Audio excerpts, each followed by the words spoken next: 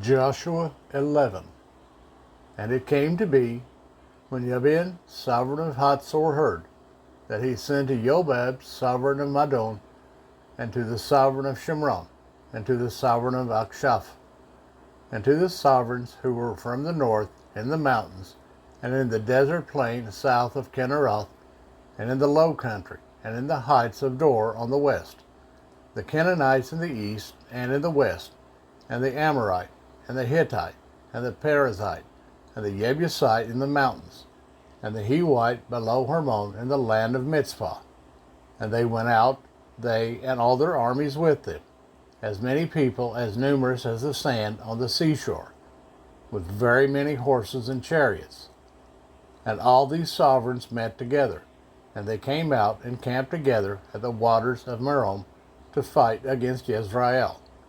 And Jehovah said to Yehoshua, do not be afraid of their presence, for tomorrow, about this time, I am giving all of them over to Israel, slain, hamstring their horses, and burned their chariots with fire. And Yehoshua and all the soldiers with him came against them suddenly by the waters of Merom, and they fell on them. And Jehovah gave them into the hand of Israel, and they smote them and pursued them to the great Sidon, and to Misrephoth Maim, and to the valley of Mizpah eastward, and they smote them until no survivor was left to them. And Yehoshua did to them as Jehovah said to him. He hamstrung their horses and burned their chariots with fire. And Yehoshua turned back at that time and captured Hatzor, and smote its sovereign with the sword, for Hatzor was formerly the head of all those reigns. And they smote all the people who were in it with the edge of the sword, putting them under the ban. He did not leave anyone breathing. Then he burned Hatzor with fire. And Yehoshua captured all the cities of those sovereigns, and all their sovereigns, and he smote them with the edge of the sword. He put them under the ban, as Moshe, the servant of Jehovah, commanded. However, Israel did not burn any cities that stood on their mounds, but Yehoshua burned only Hatzor. And all the spoil of those cities and the livestock, the children of Israel took as booty for themselves. But they smote every man with the edge of the sword, until they had destroyed them, and they did not leave anyone breathing. As Jehovah had commanded Moshe his servant, so Moshe commanded Yehoshua, and so Yehoshua did. He did not turn aside a word of all that Jehovah had commanded Moshe.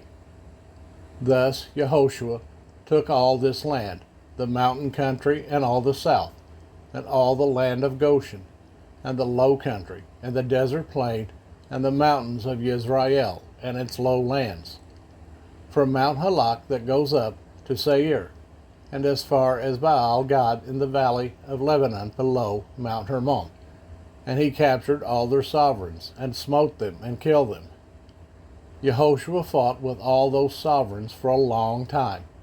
There was not a city that made peace with the children of Israel, except the Hivites, the inhabitants of Gabon. All the others they took in battle. For it was of Jehovah to harden their hearts, that they should come against Israel in battle, in order to put them under the ban, so that they might have no favor, but that he might annihilate them, as Jehovah had commanded Moshe. And at that time Yehoshua came and cut off the Anakim from the mountains, from Hebron, from Debir, from Anab, and from all the mountains of Yehudah, and from all the mountains of Israel. Yehoshua put them with their cities under the ban. There were none of the Anakim left in the land of the children of Israel, only in Azah, in Gath, and in Ashdod some remained. Thus Yehoshua took the entire land, according to all that Jehovah had said to Moshe.